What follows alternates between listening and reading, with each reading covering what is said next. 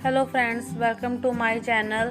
तो आज की इस वीडियो में मैं आपको पैंट प्लाज़ो में हुक और जिप लगाने का तरीका बताऊंगी और इसके साथ ही आपको प्लाज़ो में पॉकेट अटैच करने का तरीका भी बताऊंगी। तो चलिए वीडियो स्टार्ट करते हैं। तो पॉकेट के लिए मैंने ये फैब्रिक का पीस लिया है जिसकी विड्थ है 7.5 इंच और इसकी लेंथ है 12.5 इंच। ये मेरे पास ऑन फोल्ड फैब्रिक है, मीन्स इसकी टोटल विड्थ 15 इंच है। तो चलिए सबसे पहले हम पॉकेट की कटिंग करते हैं। तो पॉकेट की कटिंग करने के लिए हम सबसे पहले टॉप पर 6.5 इंच पर एक मार्क करेंगे।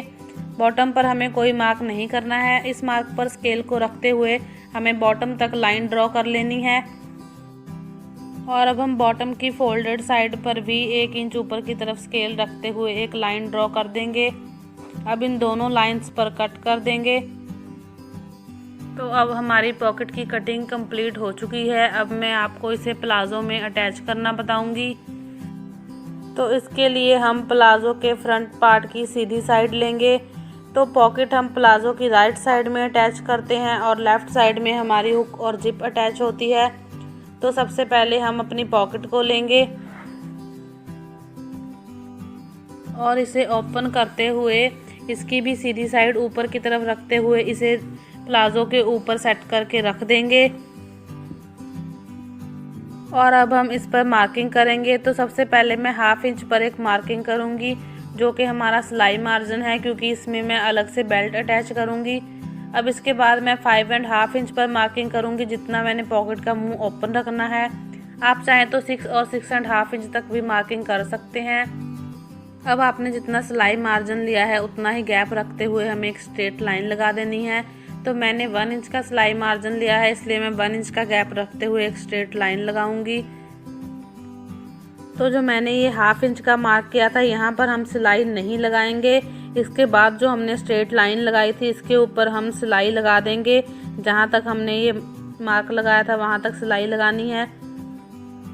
और इसके बाद यहाँ पर हम धागे को कट कर देंगे। तो ये सिलाई लगाने के बाद हमने जो ये दोनों तरफ चौक से निशान लगाया था, यहाँ पर हम कैंची से कट लगा देंगे। ध्यान रहे कि इस कट से आपकी सिलाई नहीं कटनी चाहिए, बिल्कुल सिलाई के पास तक कट लगाना है। ये कट लगाने के बाद हम पॉकेट को पीछे की तरफ फोल्ड कर देंगे और जो दोनों हमारी किनारियाँ हैं उन्हें बाहर निकाल लेंगे। तो इस तरह से हमारी पॉकेट जो है एक तरफ से अटैच हो चुकी है। अब हम इसके ऊपर एक सीधी सिलाई लगाकर इसे अच्छे से बैठा देंगे। तो ये सिलाई हम बिल्कुल ऊपर से लगाएंगे। इसके लिए आपको 1/2 इंच का गैप छोड़ने की ज़रूरत नहीं है। सिलाई लगाने के बाद हम यहाँ धागा कट कर देंगे। तो फ्रंट में हमारी पॉकेट जो है एक साइड से अटैच हो चुकी है। अब हम इसके बॉटम को स्टिच करेंगे। बॉटम को अंदर की तरफ फोल्ड करते हुए हम यहाँ इसके ऊपर सिलाई लगा देंगे।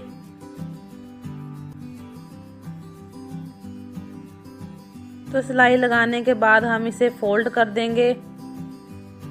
फोल्ड करने के बाद ये हमारी पॉकेट नीचे से बंद हो चुकी है। अब हम इसके ऊपर भी एक सिलाई लगा देंगे ताकि हमारी पॉकेट यहाँ फिक्स हो जाए और जब हम इसमें बेल्ट अटैच करें तो हमें कोई प्रॉब्लम ना आए।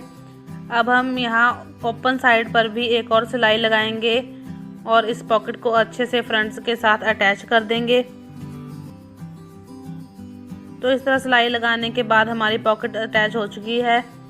अब हम इसके ऊपर अपना बैक पार्ट को रखेंगे और अब जो हमने लास्ट में सिलाई लगाई थी उस सिलाई के ऊपर से ही सिलाई चलाते हुए हम बैक पार्ट को फ्रंट पार्ट से अटैच कर देंगे। तो सिलाई हमारी लग चुकी है, आप देख सकते हैं पॉकेट भी हमारी ओपन है। तो पॉकेट हमारी अटैच हो चुकी है। और अब मैं आपको इसकी लेफ़्ट साइड में जिप लगाने का तरीका बताऊंगी। तो इसके लिए मैंने ये फुल साइज़ की जिप ली है जो नॉर्मली हम अपने कमीज़ की बैक में लगाते हैं। तो सबसे पहले हम 7.5 इंच पर एक मार्क करेंगे और अब हम अपने प्लाज़ो के बैक पार्ट को लेंगे और बैक पार्ट को फ्रंट पार्ट से मिलाते हुए जो हमने ये 7.5 इंच का मार्क किया था यहाँ तक छोड़ते हुए उसके नीचे सिलाई लगा लेंगे। तो जितना हमने मार्क किया था वहाँ तक गैप छोड़ते हुए बाकी हमने सिलाई लगा ली है। अब हमने 2 पीसेस लिए हैं जिनकी विड्थ है 3 इंच। दोनों ही पीसेस की विड्थ 3 इंच है और इनकी लेंथ है 10 इंच। दोनों पर फ्यूजिंग पेपर अटैच किया हुआ है। और अब हम एक पीस को लेंगे और इसे फ्रंट पार्ट के साथ अटैच करेंगे। तो तो जितना हमने सिलाई मार्जिन लिया है उतना मार्जिन रखते हुए हम इसके ऊपर सिलाई लगा देंगे। और अब इस पीस को बैक साइड फोल्ड करते हुए इसके ऊपर एक और सिलाई लगा देंगे। तो सिलाई लगने के बाद हमारा फ्रंट पार्ट कुछ इस तरह से दिखेगा। तो अब हम अपनी दूसरी पट्टी को लेंगे और इसे सेंटर से फोल्ड कर देंगे।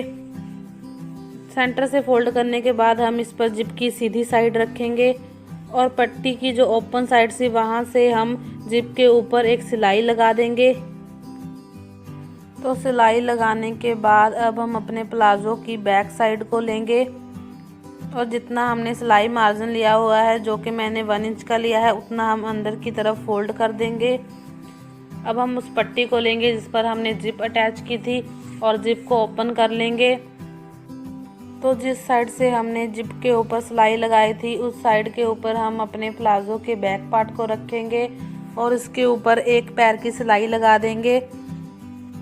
तो सिलाई लगाते वक्त हमें ध्यान रखना है कि कपड़ा हमारा जिप के बराबर रहे। जिप के ऊपर कपड़ा बिल्कुल नहीं जाना चाहिए। तो जहाँ तक हमने मार्क किया था 7.5 इंच, वहाँ तक हमें सिलाई लगाकर इसे अटैच कर देना है और यहाँ से सिलाई को कट कर देंगे। तो सिलाई लगने के बाद जिप हमारी बैक पार्ट पे अटैच हो चुकी है और अब हम फ्रंट पार्ट के साथ जिप को अटैच करेंगे। तो इस तरह से फ्रंट पार्ट को बैक पार्ट के ऊपर रखते हुए हमें सिर्फ जिप के साथ ही सिलाई लगानी है। ध्यान रहे कि सिलाई हमारी बैक पार्ट की पट्टी के ऊपर ना जाए, सिर्फ जिप और फ्रंट पार्ट की जो पट्टी है उसके ऊपर ही हमें ये सिलाई लगानी है। इस तरह से सिलाई लगाने से जिप जो है हमारी फ्रंट पार्ट के साथ अटैच हो जाएगी। अब हम इस जिप को सीधी साइड से देखेंगे तो ये जो इतनी हमारी जिप ये ओपन रहती है, इसे अटैच करने के लिए हम सेम जैसे बैक पर हमने सिंगल सिलाई लगाई थी वैसे ही फ्रंट पार्ट पर भी एक सिंगल सिलाई लगाएंगे। तो इसके लिए मैंने जिप को ओपन कर लिया है। तो अब जैसे हमने बैक पार्ट के साथ अटैच करते वक्त सिंगल पैर की सिलाई लगाई थी, उसी तरह से अब यहाँ भी सिंगल पैर की सिलाई लगा देंगे। तो और जिप को क्लोज कर देंगे और जो हमारी एक्स्ट्रा जिप है उसे कट कर देंगे। तो जिप हमारी अटैच हो चुकी है। अब मैं आपको इसमें हुक लगाने का तरीका बताऊंगी। तो हुक लगाने के लिए सबसे पहले हम फ्रंट पार्ट में बुकरम अटैच करेंगे और बैक पार्ट में लास्टिक अटैच करेंगे। तो चलिए सबसे पहले मैं बुकरम और लास्टिक को अटैच कर लेती हूँ, इसके बाद आपको इसमें हुक लगाने का तरीका बताऊंगी। तो बुकरम और लास्टिक को मैंने अटैच कर लिया है और दोनों ही साइड्स पर मैंने एक्स्ट्रा फैब्रिक भी लिया हुआ है। इसी एक्स्ट्रा फैब्रिक पर हम अपनी हुक अटैच करेंगे। तो फ्रंट में मैंने 3 इंच का एक्स्ट्रा फैब्रिक लिया है, इस पर हमारी बुकरम भी अटैच है।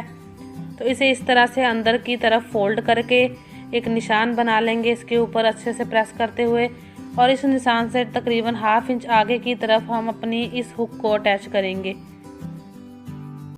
तो हुक को इस तरह से रखते हुए हम अपने दोनों थंब से इसे अच्छे से प्रेस करेंगे तो बैक साइड में कुछ इस तरह से दिखेगा। अब इसकी सपोर्ट को इसके ऊपर रखते हुए हम सीजर से इसे अच्छे से प्रेस कर देंगे। तो ये हुक हमारी अटैच हो चुकी है फ्रंट पार्ट में।